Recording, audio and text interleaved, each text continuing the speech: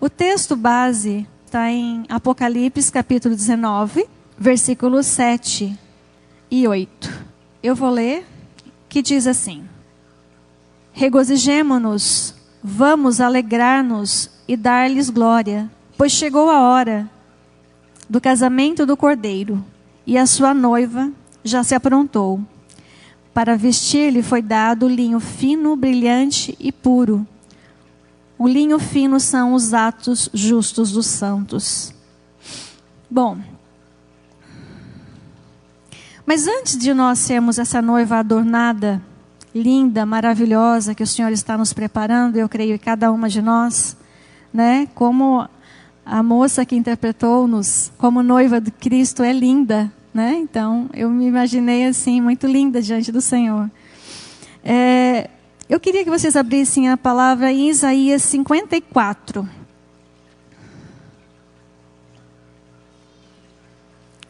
(54, 5 e 6). O texto diz assim: Pois o seu Criador é o seu marido, o Senhor dos Exércitos é o seu nome, o Santo de Israel é o seu Redentor. Ele é chamado o Deus de toda a terra.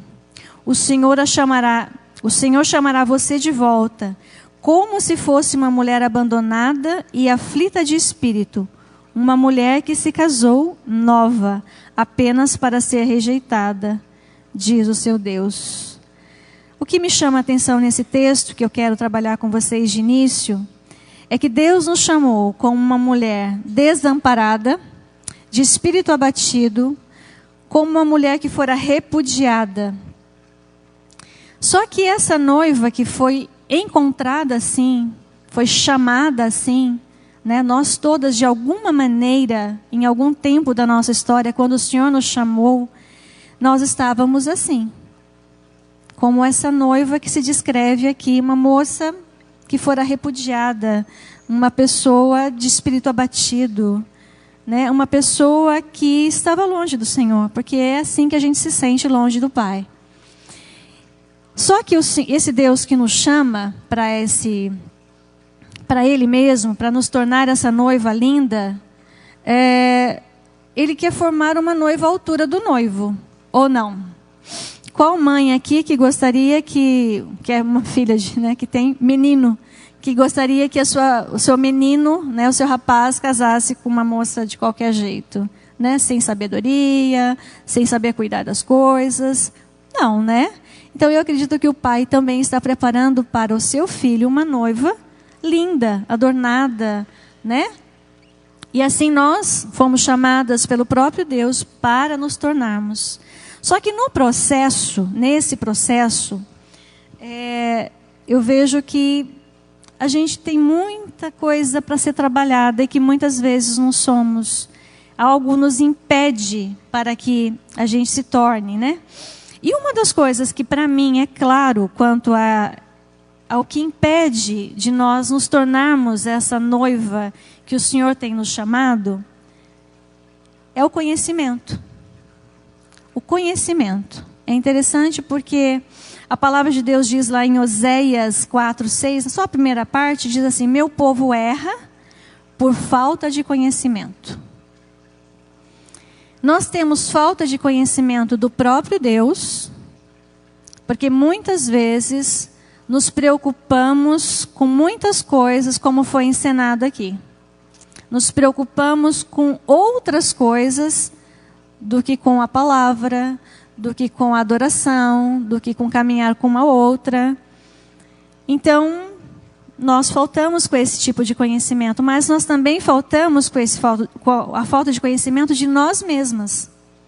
E o versículo 7 diz assim: se, porém, andarmos na luz, como Ele está na luz, mantemos comunhão uns com os outros, e o sangue de Jesus, seu Filho, nos purifica de todo pecado. Então, toda noiva, né, de Cristo que se dispõe a andar com esse Senhor, em busca de conhecimento, logo vai ter revelado a sua própria sujeira. Quanto mais, estão me vendo na luz, certo? Se vocês me verem aqui fora da luz, é diferente, não é? Apesar que aqui está tudo luz, gente. Deixa eu sair daqui. Aqui é um rosto, não é? Ali é outro rosto. Por quê? Porque quanto mais luz sobre nós, quanto mais foco de luz, mais aparecem as imperfeições. Aposto que aqui não dá para ver que eu tenho nenhuma ruga, não é verdade? Aqui não, mas ali já dá. Os meus 40 e poucos anos aqui, né, já começa a aparecer, né? Por quê? Porque há um foco de luz. Então, quanto mais eu me aproximo desse Deus, mais luz eu tenho desse Deus. E aí vai aparecer nossas imperfeições. Só que nós, de alguma maneira, não temos muita vontade de praticar isso. Porque isso tem a ver com verdades internas nossas.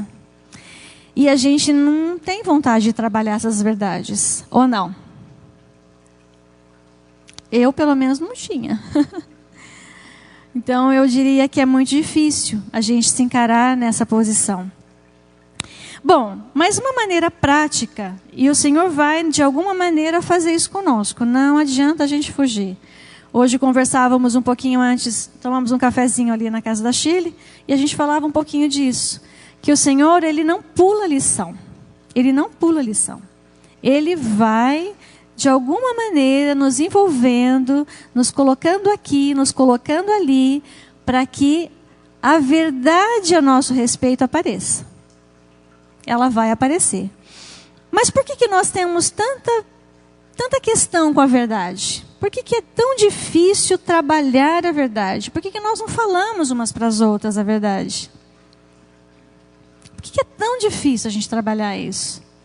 Eu tenho para mim, né, assim, na minha caminhada, vocês vão entender um pouquinho, talvez eu possa colocar alguma parte do meu testemunho aqui, que parte do que a gente teme está aqui, porque o primeiro sentimento que apareceu depois do pecado, lá em Gênesis 3:10, é o medo. A palavra do Senhor diz lá em Gênesis 2:24, 25, que o homem e a mulher estavam nus e não se envergonhavam. E ali não é só o nu físico, porque hoje nós temos muito nu por aí. Não é esse nu que Deus estava falando ali. Ele estava falando nu do revelar da alma, do revelar do coração, de saber um do outro. Eles sabiam um do outro e não se envergonhavam. Né? Não se envergonhavam das suas limitações, porque eles não eram deuses. Eles eram homem e mulher, criados por Deus. Então eles não tinham vergonha de quem eles eram, certo? Mas em seguida que o homem peca e a mulher peca, aparece o pecado, aparece o medo. Então eu posso dizer que o medo é filho do pecado. Então, medo é uma coisa que ronda as nossas vidas. Ronda de todo ser humano. Todo ser humano, tá? Não é um ou outro. E do que nós temos medo? A gente tem medo de exposição. Por que eu não conto as minhas coisas para alguém? Porque eu tenho medo de ser exposta. E se alguém for contar para a torcida do Corinthians o meu pecado? Né? Então eu não falo. Eu guardo para mim. Deixa isso comigo. Eu tenho medo da opinião do outro. O que será que ele vai pensar de mim? Né? Nossa, olha o que a Ruth faz. Não acredito. Né? A gente tem medo. A gente tem medo de ser rejeitado, que é o princípio básico da vida. Né? Todos nós nascemos com o desejo de sermos amadas incondicionalmente. Todo ser humano, homem e mulher. Nós precisamos ser amados, nós precisamos ser aceitos. Então a rejeição daquilo que eu vou expor, eu exponho para você uma situação e você me rejeita, logo eu tenho medo de expor e logo eu não vou expor. Eu tenho medo de ser avaliado. Quem tem medo de fazer prova aqui? Ninguém gosta muito de fazer prova, né? Eu lembro quando eu voltei para a faculdade, há 5 anos atrás, 6 anos atrás, as primeiras provas, gente, eu tremia na base. E quando eu passei, então, por a disciplina, que era uma disciplina de testes. Então, era testes psicológicos para ver se eu era normal. Eu acho que saiu que não era normal. Eu apavorava. Eu pensava, meu Deus, o que vai dar esses testes? Né? Já pensou se dá lá que eu tenho uma pequena coisa de esquizofrenia? Meu Deus, né? Gente, daí se saísse isso? Não que eu tenha, mas não sei, vou fazer um teste melhor. Mas a gente tem medo de avaliação, tem medo de se expor, né? Mas tem um outro medo, gente, que para mim é o pior medo de todos, e ele é o pai de todos, e por isso a gente foge de todos os outros, que é o medo da dor, do sofrimento. A gente tem medo de sofrer. A gente não gosta. Não estou dizendo que eu sou. Estou dizendo que eu sou, como chama? Aquela que gosta de sofrer, né? Masoquista. Não, eu não sou masoquista. Mas a gente precisa entender que o sofrimento e a dor é inerente do ser humano. É inerente. A gente nasce em sofrimento. A gente nasce e já leva um tapa, um beliscão. Hoje em dia parece que é um beliscão, eles não dão mais tapa. Meu cunhado é médico, ginecologista, eles falam que ele agora é muito agressivo bater. Então, dá um beliscãozinho. Aí a criança chora do mesmo jeito, porque precisa sair o ar, né? Então, a gente sofre logo que nasce. Então, imagina, é inerente da gente, né? Só que a gente não gosta de sofrer. E toda essa questão de não sofrer, de não gostar de sofrer, de ter medo de sofrer, está ligada a uma questão de imaturidade. Tá? Então, assim, é óbvio que ninguém aqui quer ser masoquista e viver sofrendo e falar, ok, vamos viver sofrimento. Não. Mas a gente precisa entender que, como faz parte da minha vida, eu preciso aprender com esse sofrimento. E Deus vai, muitas vezes, lançar mão do sofrimento para que eu aprenda. A palavra do Senhor diz também lá em Isaías 53, 3, que Jesus foi um homem de dores. Que ele aprendeu, ele sabe o que é sofrimento. Ele aprendeu por meio do sofrimento. O que ele aprendeu? O que ele aprendeu? Alguém lembra? Ele aprendeu a obedecer. Isso está lá em Hebreus, acho que 4:8, vai dizer que Jesus, mesmo sendo filho, aprendeu a obedecer por meio do sofrimento. Ele precisava disso, gente? Não. Mas então por que ele fez esse caminho? Para nos dar exemplo. Porque ele veio para essa terra para nos dar exemplo de tudo. Para nos ensinar o caminho, para mostrar, olha, é por aqui, noiva, que você tem que caminhar. Então, a noiva de Cristo é essa noiva que aprende com o seu próprio amado o caminho. Porque ele está pronto. A gente não ouviu? Ele diz, vem minha noiva, eu te espero. Vem, fica bonita para mim, se arruma para mim. E como que a gente fica bonita para o noivo? Às vezes é sofrendo. Às vezes é permitindo que o sofrimento... Ok, eu vou passar, vamos lidar com essa situação. Mas por que a gente tem tanto medo, então, de encarar essas coisas, de encarar essas verdades a nosso respeito? Por causa de que eu não sei o que vai lidar com isso. Então, há algum tempo já, eu lido com... A gente trabalha com mulheres lá na igreja há 5 anos. Deus deu esse projeto.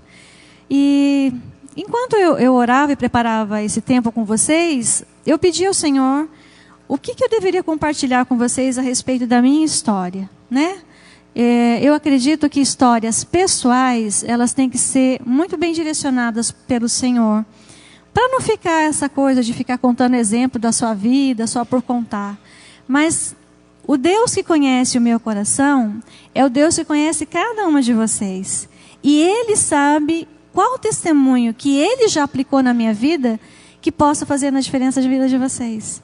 Então, orando, e agora durante o cântico, esse último, o Senhor me trouxe, claro, uma parte da minha história, da qual eu quero compartilhar com vocês. E é uma história de dores, né? A minha história é uma história de dores também. E eu aprendi muita coisa e hoje eu estou aqui para mostrar para vocês que é possível.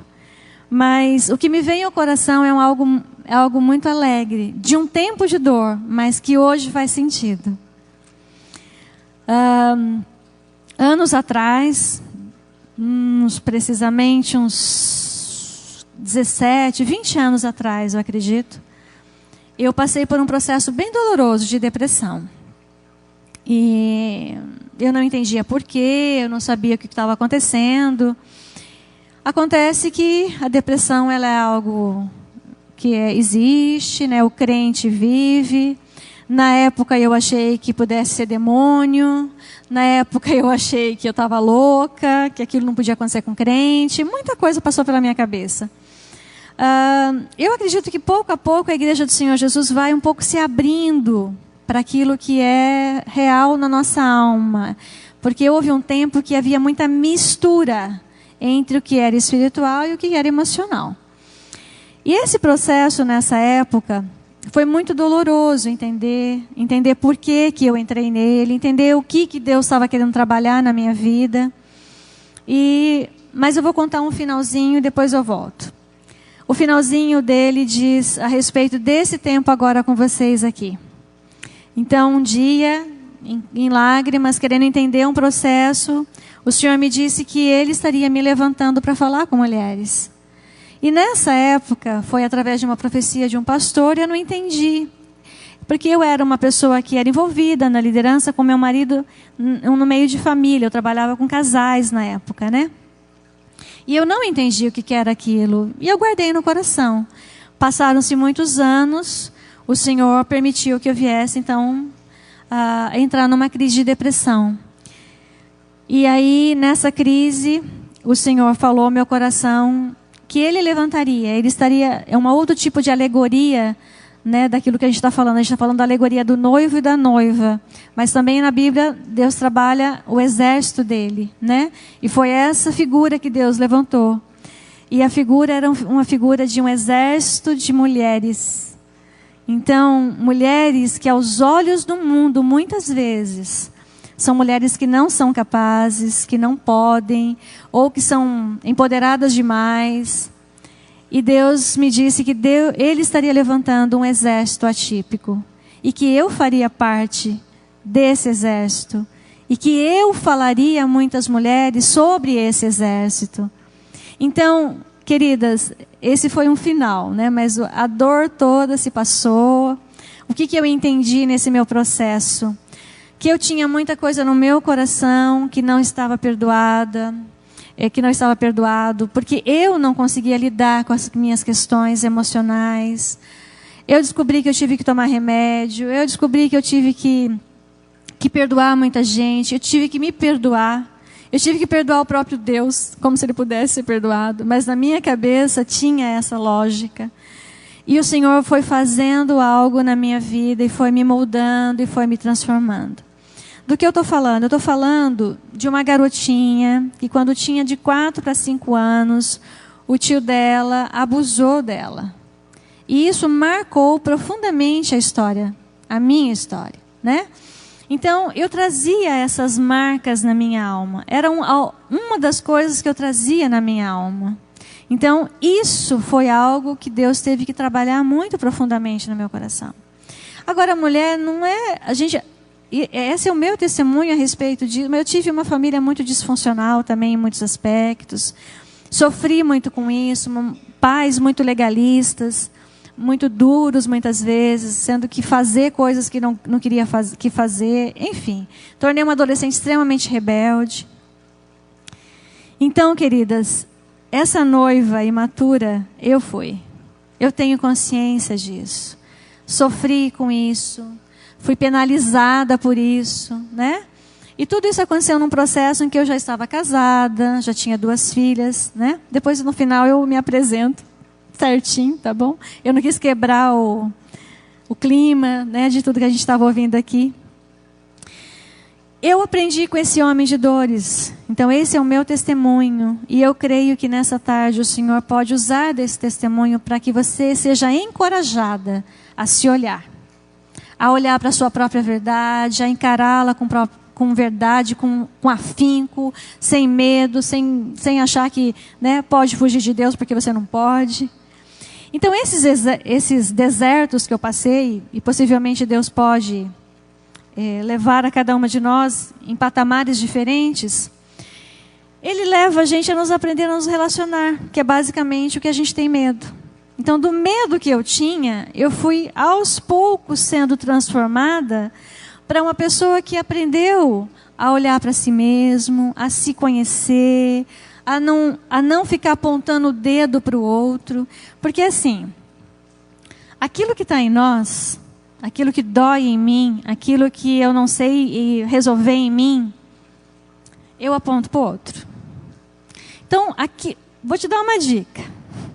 Aquilo que você olha em alguém e você se incomoda demais, aquilo que você olha para alguém e aquilo mexe com você de alguma maneira, procura colocar diante de Deus e se perguntar, o que isso tem a ver comigo?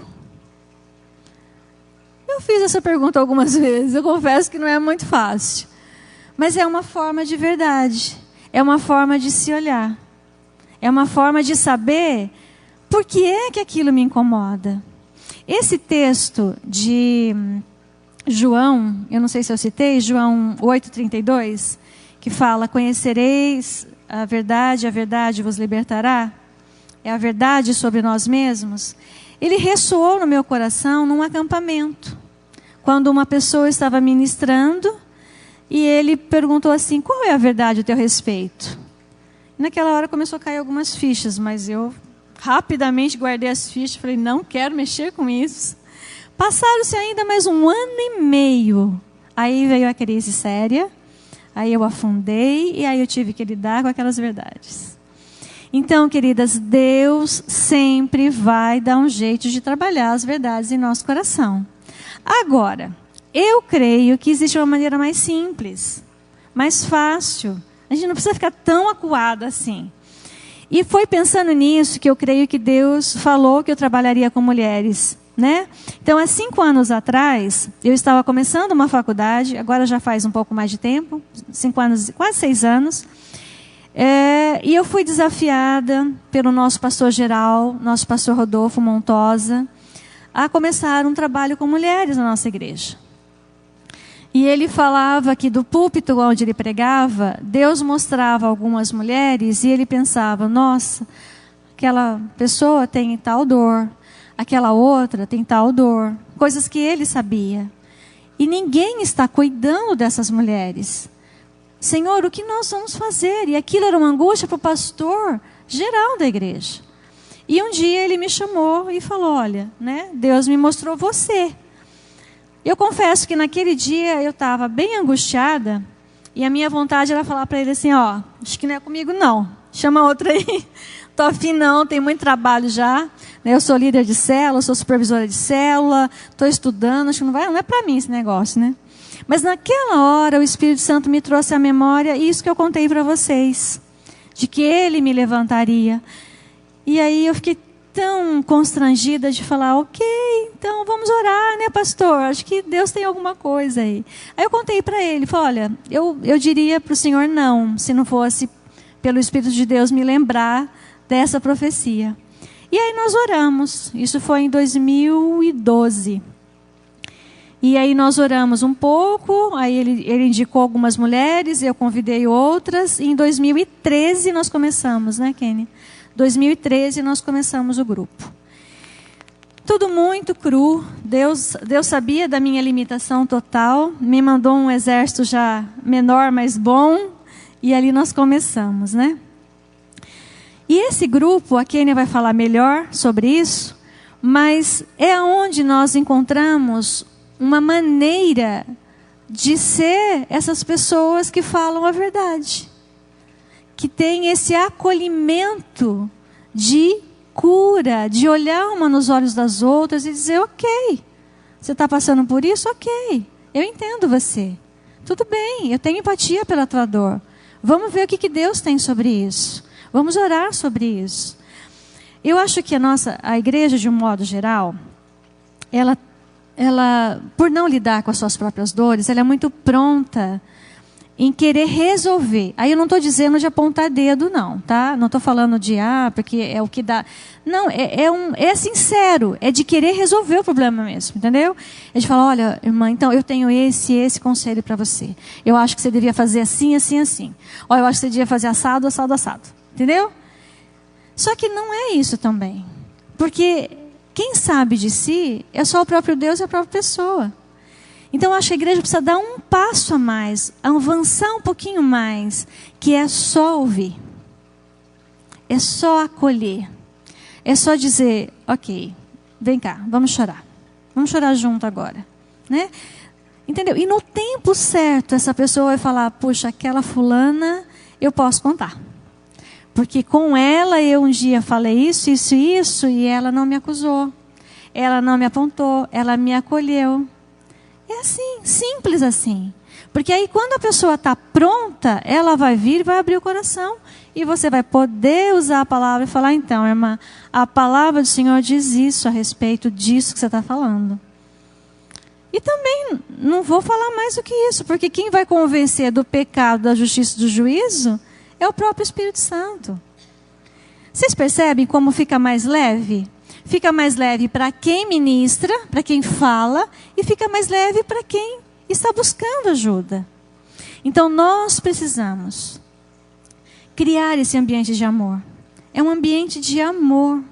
Só amar. Amar a pessoa, cuidar da pessoa, saber que ela é importante. Gente, o mundo está padecendo. Padecendo mesmo, é triste. A clínica me mostra isso todos os dias. Como as pessoas precisam de um ouvido sincero. De alguém que acolha a dor dela e fala, tudo bem, querida, tudo bem. Vamos lá, vamos junto, vamos caminhar mais uma milha aqui. Vamos andar mais uns passos. O meu marido teve uma experiência um tempo atrás com uma pessoa próxima nossa, que veio e falou umas coisas horríveis, e falou de uma pessoa e tal, e eu falei, né, aí ele me contou, eu falei, Deus, que difícil, né? A pessoa tão próxima dele, ele falar um negócio desse, será que é verdade? Não. Aquilo, nosso coração se apertou.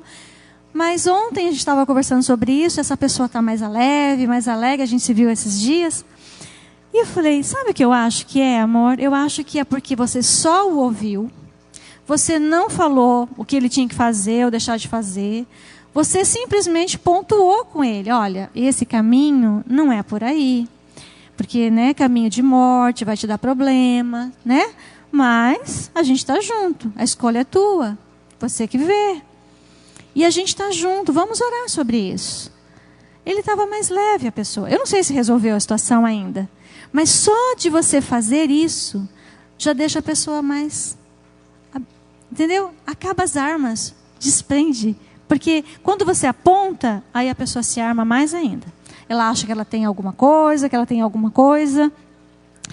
Bom, queridas, mas eu creio que Deus quer fazer em nós. Nós precisamos aprender a olhar para esse noivo e aprender dele que é melhor ter relacionamentos do que ter coisas. Entendeu? Então eu acho que parte da nossa sociedade, e a igreja está incluída dentro dela, ela se perde nessas questões. Não lida com as questões pessoais, com as suas próprias verdades, e se afasta do Senhor, buscando preencher essa falta que não vai se achar em lugar nenhum a não ser em Deus. Vai buscar numa coisa, vai buscar em outra, vai buscar num... eu nem vou citar aqui porque as pessoas buscam tantas coisas hoje em dia, né? Então Deus quer fazer primeiro em nós, tá? E primeiro com Ele, e depois para os nossos filhos, para os nossos maridos. Contrário, primeiro com os nossos maridos, depois com os nossos filhos. Não vamos inverter, senão vai dar problema, tá bom? Senão a gente coloca filho na frente de marido, não dá certo. Primeiro marido, depois os filhos. Os filhos vêm depois. E depois os pais, e até onde o Senhor nos chamar. Então, nesse ambiente de amor, eu quero chamar a Kênia para ela explicar. Gente, vocês vão falando no meu horário aí? Que eu estou perdida. Um pouquinho só da nossa dinâmica lá. Boa tarde, irmãs. Eu vou contar um pouquinho dessa experiência que a Ruth colocou aqui, desse grupo de mulheres que nós participamos lá. Como ela disse, ela teve toda essa história, esse chamado, e há 5 anos e meio, mais ou menos, né, meados de 2012, o nosso pastor, então, a chamou e fez essa intimação. Né? E aí, então, ele apontou algumas mulheres da igreja para participar desse grupo, e outras o Senhor foi acrescentando e o Espírito foi trazendo. E assim, nós não sabíamos o que era para fazer. Nós não sabíamos que direção tomar, né? Normalmente, quando a gente fala de cursos de mulheres, grupos de mulheres, nós já pensamos em algo grande, congressos, eventos, né? Ou então aulas que falem sobre ser donas de casa, ser esposas, mães, nesse sentido. E então nós começamos a nos encontrar e para orar, estudar e ver qual a direção que o Senhor nos dava. E fizemos isso de 5 a 6 meses, e a cada novo encontro, esse grupo de mulheres, éramos em 6 a princípio, a cada novo encontro o Senhor ia nos dando o caminho, a trilha, né? Sabe quando a historinha que coloca o pãozinho e a gente vai atrás? Nós somos assim, que nem João e Maria, pegando o caminho. Cada novo encontro, fomos tomando uma direção daquilo que o Senhor tinha para esse curso. E ao final desse tempo, nós percebemos que o Senhor queria trabalhar com as mulheres, justamente isso que a Ruth colocou aqui. A questão do medo de se expor, o medo de se ver, né? De trabalhar o seu interior, de trabalhar o seu relacionamento com o Senhor. Então não era aquilo que estava ao redor delas, mas assim aquilo que estava escondido aqui dentro. E para isso, o Senhor levanta, então, esse grupo de mulheres, a princípio 6, como eu disse, com histórias bem improváveis diante das outras mulheres, né? Para falar alguma coisa. E era exatamente isso que o Senhor mostrou que Ele queria.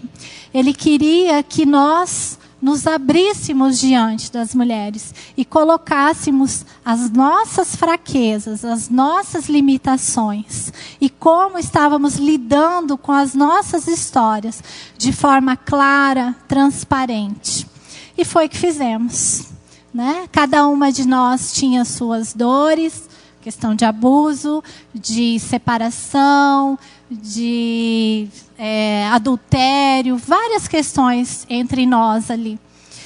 E a princípio vimos, e vemos até hoje, porque são 5 anos ministrando esse curso, que as mulheres se espantam quando nos olham e falam assim: olha, mas fulana, quem diria que passou por essa situação?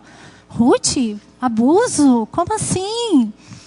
E aí a gente tem observado o quanto isso tem impactado a vida dessas mulheres, né? O nosso trabalho na igreja, ele funciona uma classe da escola bíblica. Nós trabalhamos com 8 encontros e claramente o Senhor nos mostrou que nós deveríamos trabalhar com grupos pequenos.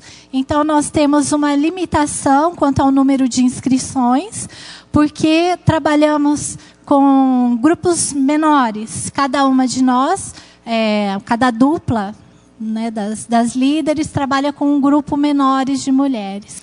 E nós temos visto a cada novo encontro que é isso que a Ruth falou. O Senhor tem levantado um exército de mulheres, cada uma com a sua história, cada uma com as suas fraquezas, dificuldades, com as suas lutas, com suas dores, mas sempre, sempre olhando para aquele que é o autor, da nossa fé, olhando para o Senhor. O Senhor tem nos fortalecido, o Senhor tem nos encorajado e tem nos dado um amor cada vez maior por essas pessoas. Então, a minha palavra aqui hoje para vocês, mulheres, é que vocês invistam sim em relacionamento, invistam sim em ouvir, invistam sim em falar, né? Invistam em se aproximar do Senhor e viver na luz. Porque é Ele quem nos conduz e é Ele quem nos dá força, né? E permite que a gente faça isso. Amém? Obrigada, Kênia. Nós usamos um livro, Kênia falando que a gente usa um livro lá específico chamado Pés como os da Corça nos Lugares Altos. Foi a direção que Deus nos deu. E foi um livro que Deus usou na minha caminhada, quando eu passei pela crise de depressão. E esse livro fez muita diferença. Ele é uma alegoria de uma corça que quer subir aos lugares altos, mas ela é defeituosa. Ela tem o pé torto, ela tem a boca torta, ela sofre, ela não consegue ir. E ela tem um relacionamento inicial com o pastor daquele lugar onde ela mora. E ela ela tem um encontro com ele. E aí começa todo um processo, né? E no processo, quando ele fala, eu vou te levar, ela fica muito contente. Só que quando ela chega para subir, ele fala, eu vou e volto muitas vezes porque os meus pés é desenvolvido. Mas você vai precisar de 2 companheiras até chegar lá para desenvolver esses pés. Então ela tem 2 companheiras que sobem com ela por esse processo todo que ela vai passando. Então é bem isso a nossa história. Então isso tem a ver com companheirismo, que é isso que a Kênia, né? É uma coisa que Deus nos trouxe, eu e a Kênia. Mas nós temos isso nesse grupo. Esse grupo hoje tem 15 mulheres que são, eu diria que são assim, as coordenadoras no sentido de facilitar o que fala. Porque, na verdade, eu cresço cada grupo que eu estou. Eu me coloco de novo em algum ponto daquela caminhada para entender como que eu estou vivendo as minhas verdades naquele ponto. Então, a vida, gente, hoje eu falei bastante ali com as irmãs, né? A vida nossa, a vida do ser humano, ela é construção e desconstrução o tempo todo. Né? A gente constrói a nossa vida para uma coisa, né? Então, vou construir aqui um casamento. Então, a gente pensa no casamento e constrói um casamento. Depois, a gente vai ter o primeiro filho. Então, o casal já não é mais o casal. Aí, ele desconstrói a vida do casamento de casal para construir o casamento com o filho. Depois ele desconstrói do filho com um filho para ter o segundo filho. Tem uns que têm 3 filhos. A Kênia também. Então, é uma desconstrução o tempo todo, né? Eu construo, desconstruo. Aí depois vem a outra etapa da vida. A etapa em que eu estou vivendo essa etapa agora. Que é a etapa de desconstruir uma filha só, né? E agora ela vai pensando no casamento. Então, cada vez mais eu vejo o namorado dela em casa. Então, assim, é uma outra maneira de construir, né? E quando chega uma pessoa de fora na sua casa, né? Você tem todo um ritmo, né? Nós éramos 4. Então, eram 4 pratos, né? 4 copos, né? Agora já são todos 5. 5. Quando vai viajar, vai mais apertado, porque já vai junto, entendeu? Então, é uma desconstrução de como eu era para uma construção do que eu vou ser daqui a pouco. E depois, quando ela casar, de fato, tiver seu primeiro filhinho ou filhinha, né? Sei lá o que Deus vai dar, ou os 2, sabe? Ó, vó, aqui tá doida para ter neto. A gente não sabe como vai ser. Vai ser uma outra etapa. Então, não adianta a gente sofrer por aquilo que eu não sei. Eu só sei agora. E agora tá assim, tá? É muito engraçado. Ontem à noite, eu estava me preparando e tentando, né, se concentrar. Sabe aquela coisa assim, né?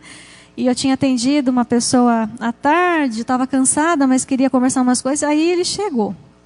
Aí eu fui tomar banho. Aí quando eu voltei, a sala já estava daquele jeito. Eu falei, acho que eu vou pro meu quarto, não vai ter jeito de ficar aqui não. Então é assim a vida agora, entendeu? Eu tenho que aprender a entrar nisso. Se a gente nunca vai estar pronto, né? Então eu acho que assim, eu amo essas mulheres e homens que levantam num púlpito e conseguem colocar algumas coisas mais verdadeiras, sabe? Eu tenho um pouco de receio dessas pessoas que são muito, eu vou usar um termo assim, demais, sabe? Muito show demais, muito... Porque não existe ser humano assim, queridas. Não existe em nenhum lugar da face da terra. Eu diria que aqueles que tentam ser muito assim, como alguns astros de televisão, eles não dão conta. Infelizmente, alguns estão se suicidando. É uma realidade muito triste.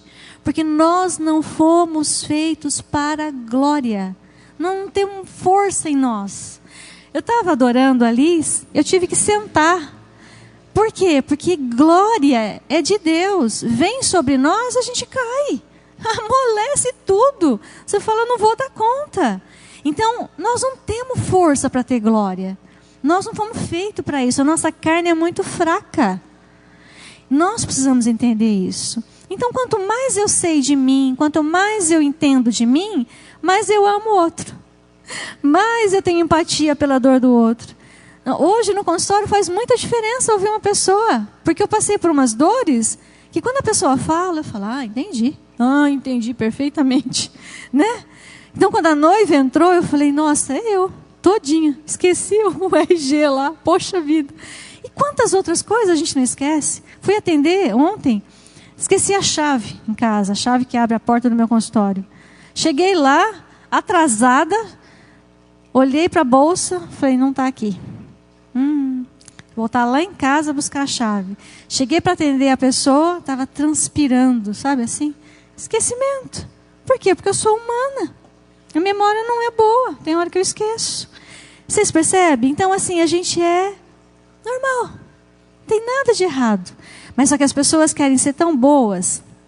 Tem aí vou citar um homem da linha da psicologia, um homem muito que eu gosto muito dele.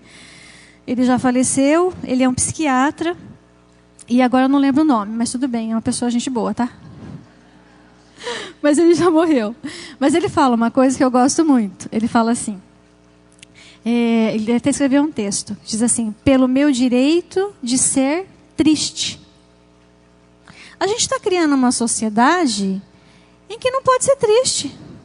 Não pode ter problema, não pode ser triste, não pode ter nenhuma preocupação. A gente tem que ser um robô. Então a pessoa entristeceu, dá essa pílula. Teve um luto, toma essa outra pílula. Não sei o que, toma isso daqui. O filho vai mal na escola, é TDAH, toma remédio.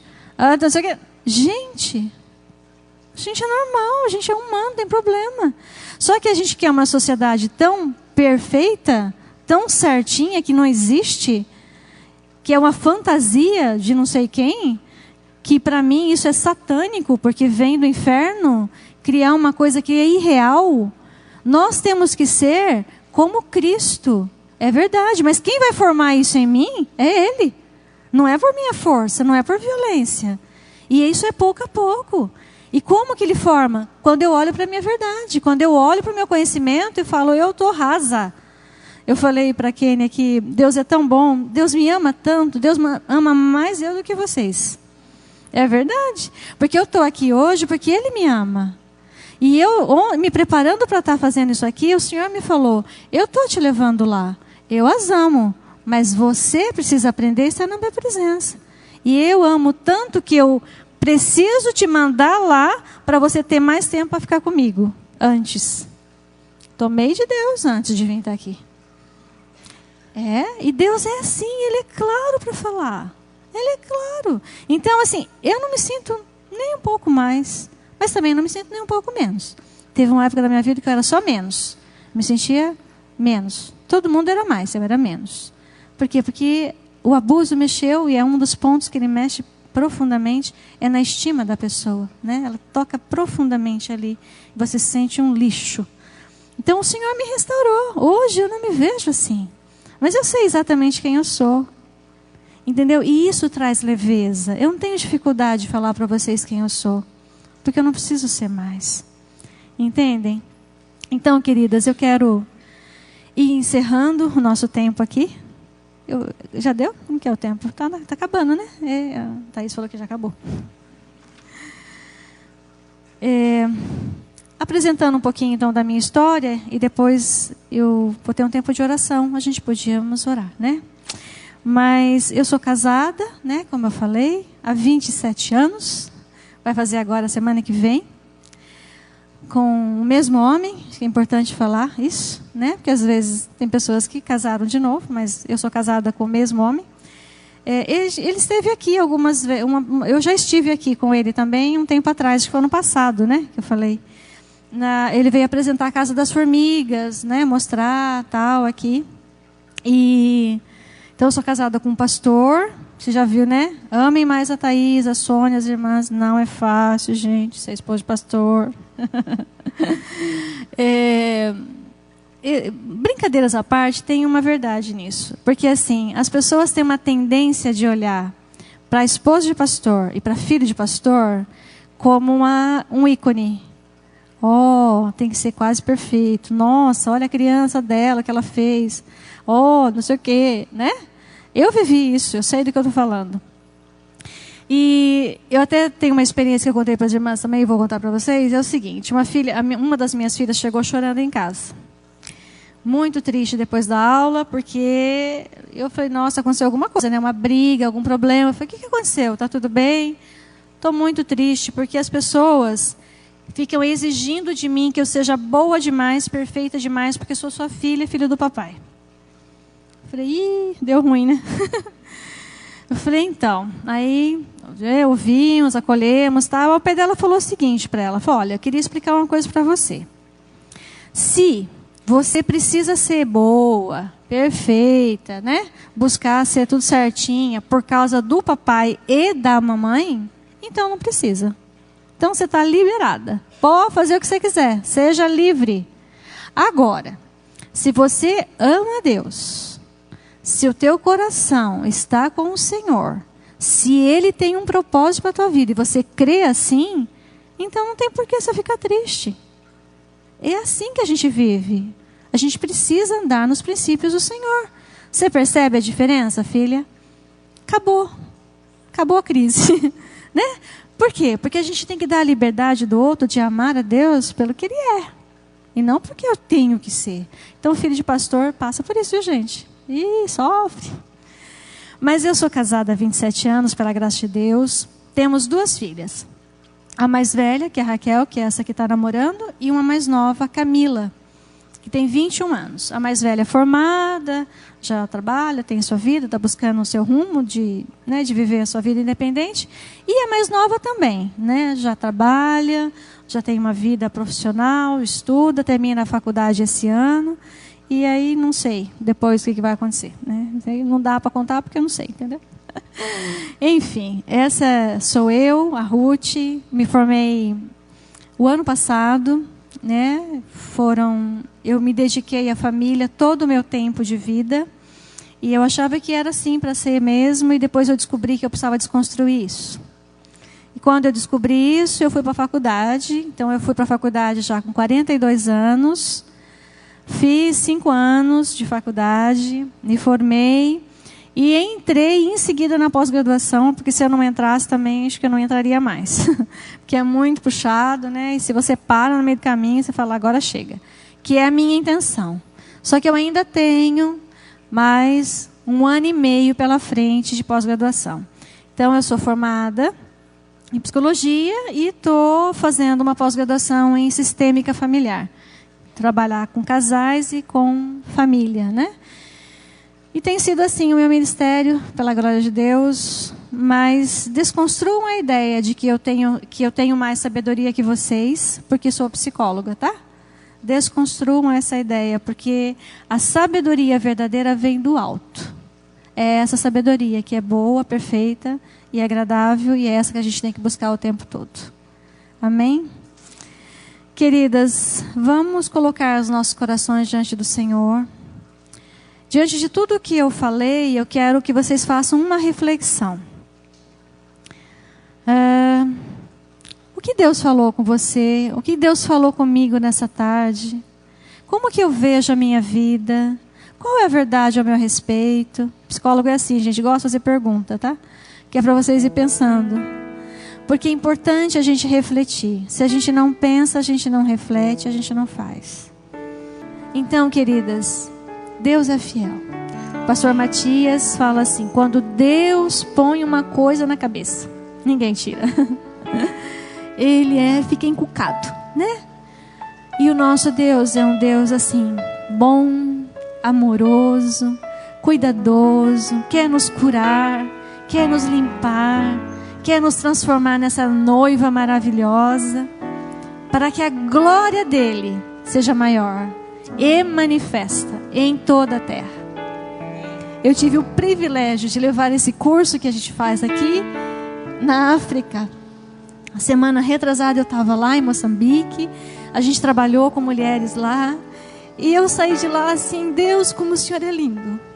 Porque Deus falou: olha, eu vou usar você com mulheres em muitos lugares, em outros continentes. Ok. Se vocês me conhecessem lá atrás, vocês entender que eu jamais imaginaria estar ou ir aonde o Senhor me levou. Mas Deus sabia de mim. Sabe aquela pequena rejeitada, a mais nova da família? Aquela que, aparentemente não vai dar em nada? Então, Deus, Ele é precioso. Ele gosta de pegar as histórias mais loucas, mais complicadas, mais desastradas e transformar. Porque a glória tem que ser dEle. Porque tudo vem dEle e volta para Ele. Então, queridas, nessa tarde, eu quero que vocês guardem isso no coração. Deus tem um propósito para nós, para cada uma de nós. Nós somos muito amadas desse Pai. Ele tem um propósito. E Ele está nos chamando como essa noiva. Então me coloco aqui também como essa pessoa, e eu quero colocar diante do Senhor a minha vida, e quero que vocês coloquem a vida de vocês diante do Senhor. Vamos orar a esse Pai que é fiel, que cumpre promessas. Cumpre promessas. Que o Senhor cumpra as promessas nas suas vidas. Ok? Se vocês quiserem ficar em pé, fica à vontade. Se quiser ficar sentado, fica à vontade. Eu vou me colocar diante do Senhor agora em oração, pedindo isso, que o Senhor cumpra as promessas na nossa vida. Faça mesmo tudo o que Ele tem em nosso favor, aquilo que nós estamos colocando diante do Senhor há muito tempo, tá bom? Glória ao Teu nome, Senhor. Glórias ao Teu nome. Santo é o Teu nome. Tu és digno, Senhor, de toda honra e de toda glória. Tu és o Deus que tudo sabe, que tudo vê, que tudo percebe, que tudo sente. E nessa tarde, Senhor, nós nos colocamos diante do Senhor como filhas, Senhor, filhas amadas de um Pai amoroso, um Pai santo, cuidadoso, um Deus que nos resgatou, nos trouxe de rejeitada, repudiada, a uma noiva linda e adornada. Senhor, nós nos colocamos diante de Ti e nós reverenciamos o Teu santo nome. O Senhor é digno em todas circunstâncias, Senhor. Em todas circunstâncias o Senhor é digno. O Senhor é digno quando está tudo bem. O Senhor é digno quando nem tudo vai bem. E nós adoramos o Teu nome quando tudo vai bem. E nós adoramos o Teu nome quando nem tudo vai bem. Sabe por quê, Pai? Porque nós confiamos na Tua promessa, Senhor. O Senhor é fiel para cumprir cada promessa que o Senhor fez a nosso respeito. E nessa hora, Pai, eu quero colocar diante do Senhor cada mulher que está aqui. Senhor, cada promessa que o Senhor colocou nos seus corações, Pai. Pai, cumpre mesmo para a Tua glória. Cumpre, Senhor, para que o Teu nome seja engrandecido. Para que o Teu nome seja engrandecido, Pai. para que o teu reino se expanda, para que mais mulheres, ó Deus, e há tantas mulheres, tanto no nosso meio quanto fora daqui, Pai, precisando tanto, Deus, que sejamos curadas para que elas também possam encontrar-se com o Senhor. Senhor, faz em nós e faz através de nós, Senhor. O Senhor começou uma boa obra na minha vida e o Senhor começou uma boa obra na vida de cada uma das minhas irmãs aqui. E eu creio, o Senhor vai completá-la, Senhor. O Senhor vai completá-la porque o Senhor é fiel. Pai, obrigada por essa igreja. Obrigada por essa liderança, Senhor. Obrigada por essas mulheres que se colocam diante do Senhor e se colocam, Deus, com o coração desejoso de fazer a tua obra. Pai, abençoa mesmo cada uma de nós e abençoa as mulheres dessa liderança, Senhor. Cada uma, ó Deus. Obrigada pela vida delas. Obrigada porque o Senhor tem chamado a cada uma delas, Senhor. Fortalece, Senhor. Cuida da saúde física, emocional e espiritual. Cuida, Senhor, dos seus filhos. Cuida dos seus sonhos, dos seus projetos. Cuida, Senhor. Cuida de nós, Senhor. Nós precisamos ser cuidados pelo Senhor. Obrigada, Pai. Mais uma vez, obrigada por estar aqui. E mais uma vez, obrigada porque o Senhor me trouxe aqui. Muito obrigada, Senhor. Eu te louvo, te agradeço por tudo.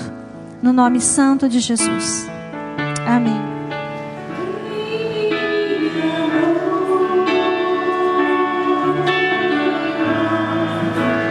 Vem